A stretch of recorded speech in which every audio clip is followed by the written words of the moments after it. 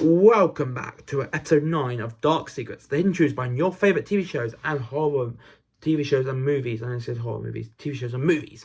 And in this episode, we're going to be talking about some movie child stars who sadly met tragic ends. In this episode, we're going to be talking about a lot of hard-hitting topics, including addiction, mental health issues, suicide, allegations of domestic abuse, allegations of child abuse, and allegations of sexual abuse. So that's your warning. If you don't want to hear about this stuff, then turn off now. But if you do want to hear about this stuff, continue on. And let's get to it. Many child stars, unfortunately, seem to struggle to adjust as they grow up, whether they remain in Hollywood or leave the entertainment industry altogether. But the following young celebrities sadly left the world far too soon, be it from succumbing to personal struggles or simply being in the wrong place at the wrong time. For example, Sammy Kane Kraft, whose only on-screen role was in the 2005 remake of Bad News Bears, died as a passenger in a 2012 car accident when she was 20 years old. According to the Los Angeles Times, Kraft's real-life pitching skills had been her ticket to Hollywood. Director Richard Linklater cast her as a spunky pitcher Amanda Wurlitzer after she threw a 75 miles per hour fastball at a casting call, reported the New York Daily News. Though she never acted again, Kraft had reportedly shifted her focus to higher education and music, playing in the band Scary Girls. But after that little introduction and that little example, we're going to get on with the proper part of this episode. I'm going to start with Lee Thompson Young. Lee Thompson Young was the star of Disney Channel's The Famous Jet Jackson from 1998 to 2001. He then landed a role in the 2004 movie Friday Night Lights, followed by small gigs on television and film. His most recent part was in the crime series Rizzoli and Isles from 2010 to 2013. Around this time, however, Young struggled with bipolar disorder and depression and was reportedly treating his mental health. But according to the New York Daily News, the 29-year-old died by suicide in August 2013. The cast and crew of the crime show drama were understandably devastated by his death, releasing a statement that they were beyond heartbroken at the loss of this sweet, gentle, good-hearted, intelligent man. His parents later set up a foundation in his name to aid young people dealing with mental health issues. Some of a person's inner life you really don't know. They narrated to WIS-TV.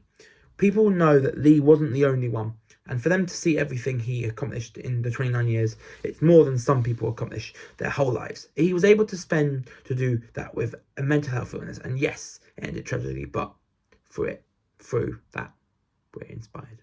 Next up is Corey Haim. Corey Haim had a meteoric Hollywood rise alongside his best friend and horror icon Corey Feldman in 1980s films such as The Lost Boys. But behind the scenes, Corey Feldman had insisted that the young actors were sexually abused by industry insiders. With me, there was some molestations, but with Corey Haim, his was direct rape. Feldman allegedly to The Hollywood Reporter in 2016, I believe that Haim's rapist was probably connected to something bigger, and that is probably how he's remained protected for all these years. For his part, Haim never publicly spoke out about his alleged abuser. However, he sadly struggled with substance abuse and his sobriety as he grew older. As reported by People, the former child star sadly passed away and died on March 10th, 2010, at the age of 38 from reported drug-induced pneumonia. At the time, Haim was living with his breast cancer-stricken mother in month-to-month rental, and some reports suggested he was clean for weeks leading up to his death. However, the Los Angeles Times later reported that Haim was allegedly addicted to prescription medications and had been doctor shopping to be prescribed them. Toxicology reports and an autopsy indicated long-term damage to his lungs and heart from the years of excessive drug use. To add insult to injury, Haim was omitted from the In Memoriam segment at the 2011 Academy Awards, a move that didn't sit well with friends and fans. Next up, River Phoenix.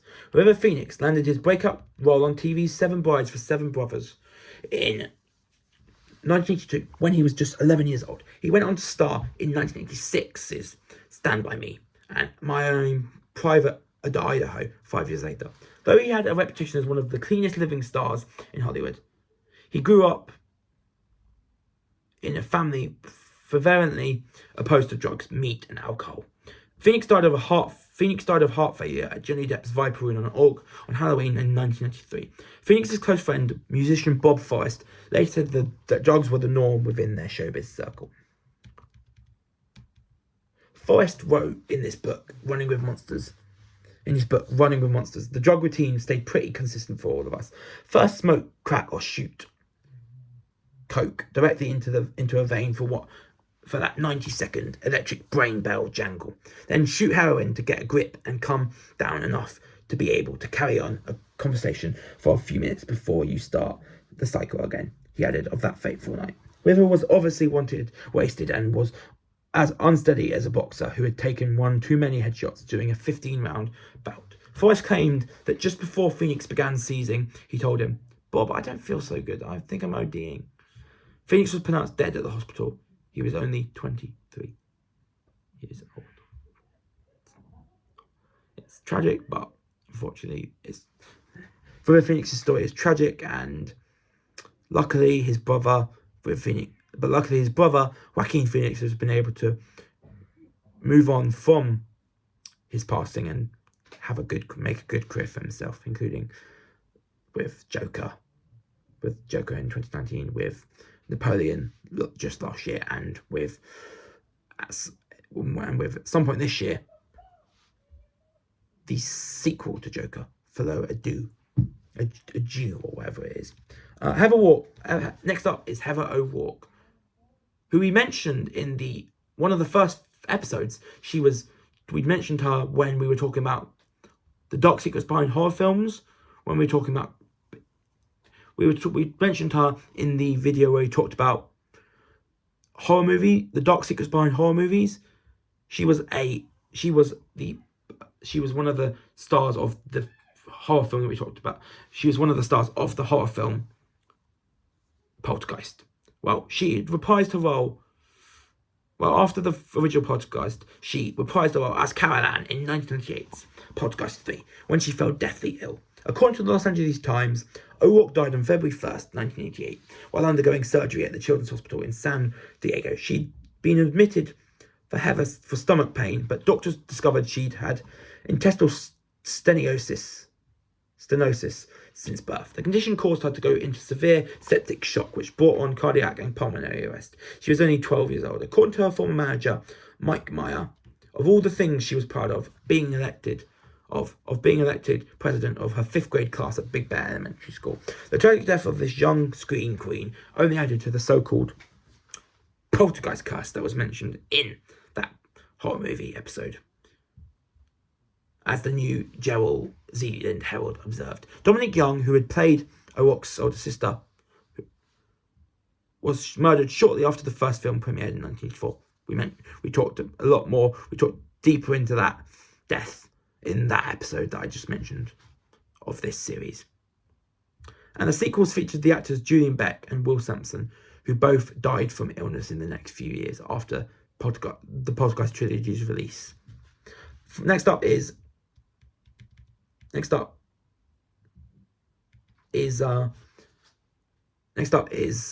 Matthew Garber. Matthew Garber was a British child actor, most famous for starring as Michael Banks in the magical Disney classic Mary Poppins in 1964. When he was only 8 years old, he played bit parts in other Disney films like The Gnome-Mobile, before eventually retiring from acting as a teen. According to Glamour, he was later diagnosed with hepatitis, and after the disease spread to his pancreas, the actor sadly succumbed to pancreatitis on June 13th, 1977, at the age of 21. Karen Dotrice, who played Garber's on-screen sister in Mary Poppins, later recalled that he was how he looked, an imp, and I loved being his shadow. According to the Disney archives, she added that he made filming fun with his rule-breaking antics, like leaping out around the movie set. Matthew had a great sense of fun and danger. Dotrish continued praising his daredevil spirit, and he did live a full life over his 21 years. Next up, Billy Driscoll. Next up, Bobby Driscoll. Bobby Driscoll was the voice and model for Disney's Peter Pan in 1953, but his long-time film work with the studio stalled when he was a teen suffering from severe acne. According to the National Enquirer, after Disney dropped Driscoll, the Treasure Island struggled to find acceptance from his peers as a normal school-aged kid and turned to drugs as a coping mechanism. I was 17 when I first experimented with the stuff. He once told the Los Angeles Times via the Enquirer, "In no time I was using whatever was available, mostly heroin, because I had the money to pay for it. Arrests for check, forgery and drug possession, and a stint behind bars would follow before tragedy struck in March 1968, when a couple of children discovered the 31-year-old actor's body in an abandoned Greenwich Village apartment building. Per Driscoll's website, he initially was not identified and was subsequently buried in an unmarked grave. According to the autopsy report, his arteries had hardened as a result of his long-time excessive drug use, resulting in heart failure. The following year, Driscoll's body was identified when the NYPD conducted a fingerprint test at the request of the former child star's mother, who reportedly did not disclose her son's death to the public until the 1971 re-release of his first Disney film, Song of the South. Next up, Natalie Wood. Natalie Wood first won over audiences in Miracle on 34th Street as a child, but she remained a popular actor until her mysterious death at age 43 in 1981. The West Side Story star had been on aboard a yacht with her husband, Robert Wagner, and actor Christopher Walken, when she went missing overnight and was found dead the following morning. Wood's sister, Lana, was skeptical about the idea that she had taken a dinghy out of herself, as the former child star had a lifelong fear of water and never learned to swim. Wagner, who was named as a person of interest years later, eventually admitted that they had all argued that night. Nobody knows. There are only two possibilities. Either she was trying to get away from the argument, or she was trying to tie the dinghy. Wagner wrote in his Pieces of My Heart autobiography in 2008 via People. But the bottom line is that nobody knows exactly what happened. Fred Astaire, Gene Kelly, Laurence Olivier, Gregory Peck, and Frank Sinatra were all honorary pall bearers at Wood's funeral. As the Washington Post reported, "She has given us a slice of life and serenity," actor Roddy McDowall concluded in his eulogy. Next up, we have Anton Yelchin. Anton Yelchin. Tragedy struck in 2016 when Anton Yelchin died at the age of 27 in a freak SUV accident. The Star Trek fan favourite had been working since he was a child, but he had achieved international fame by joining the sci-fi reboot as the Russian officer Chekhov. Police confirmed to CBS News that Yelchin had been killed by his 2015 Jeep Grand Cherokee after he left the vehicle and it rolled back down the driveway of his Los Angeles home. Per authorities quoted by the outlet, the county coroner's office concluded that Yelchin's death was an accident and named blunt traumatic asphyxia as the cause. His parents later settled with the car company who made his Jeep Grand Cherokee, per USA Today, following a lawsuit over the tragic death. After the news broke, Yelchin was honoured with a statue in the Hollywood Cemetery. It is a bittersweet moment because we're here for Anton and he's not here with us. His Star Trek co-star, Zoe Saldana, said at the ceremony, per Vanity Fair, "But it alleviates my heart knowing that we'll keep him alive." She added, insisting that his friends could keep him alive through all the love that he gave us and all the joy he gave us. His parents also later helped to create a documentary about his legacy called Love and Tosha. Next up is Rob Knox, who is our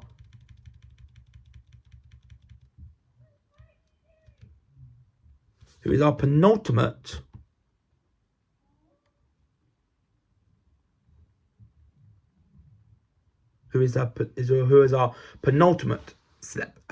child star.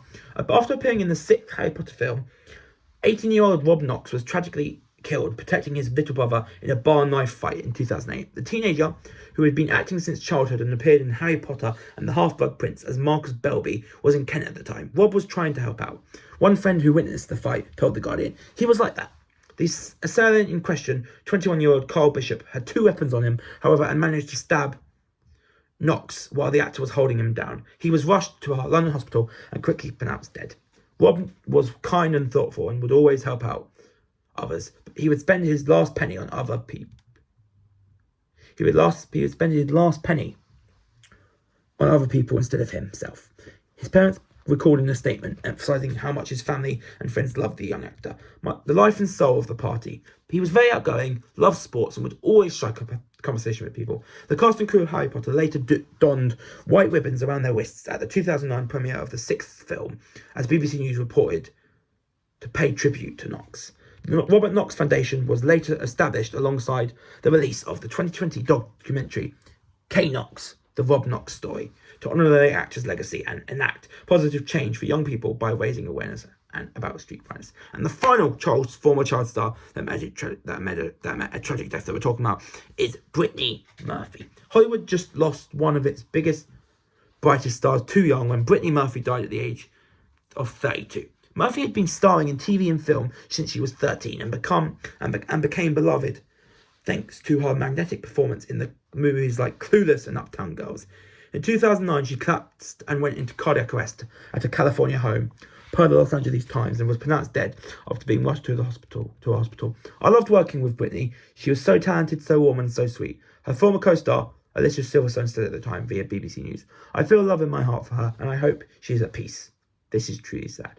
As CNN reported, the autopsy ruled that Murphy had been suffering from pneumonia as iron deficiency and multiple drug intoxication due to the over-the-counter medication she was taking to manage her flu-like symptoms. The cause of her death is still debated. However, as her widower, Simon Monjack, also died soon after under very similar circumstances. Murphy's mother later filed a lawsuit claiming that toxic mold in their home might have led to her daughter's illness, according to the Hollywood Reporter. That is it. Is it for... I'm going to quickly do something right now.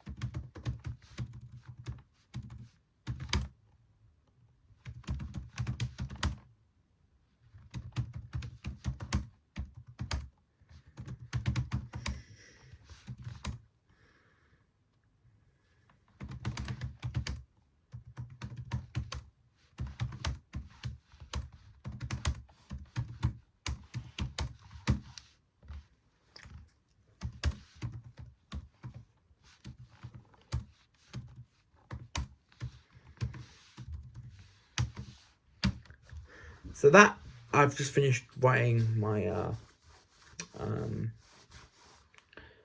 I've just finished writing the conclusion for this. I've just finished writing the conclusion.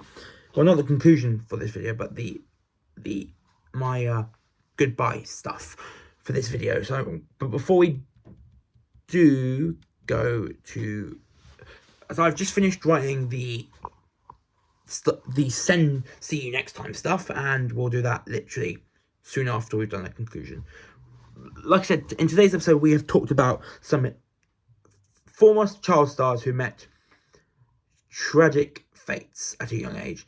This series has been so fun to be. It's been so fun making videos in this series. This is one of the best series I've created in my opinion. I loved searching the topics for this series, and I loved putting these episodes out for you. The subject matter covered in this series has been very, very dark, but hopefully you've stuck with it and hopefully you've stuck with it through episodes 1 to 9. Hopefully you've enjoyed this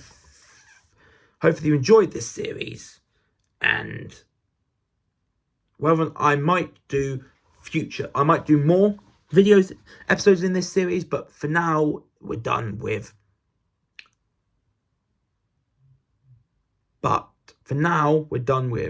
This series. It's been episode 9 of Dark Secrets, the hidden truths behind your favourite TV shows and movies. And like I said, I hope I will do more episodes in this series in the future. But until then, please subscribe to the channel and click the notification bell. But until then, subscribe to my channel and click the notification bell to catch up with all my latest videos. This has been Dark Secrets, the hidden truths behind your favourite TV shows and movies for the final time for now. So hopefully you've enjoyed this final episode of the series, and hope to see you again in my future videos, including possible new episodes for this series. Bye for now on Dark Secrets, the hidden truths behind your favourite TV shows and movies. Peace!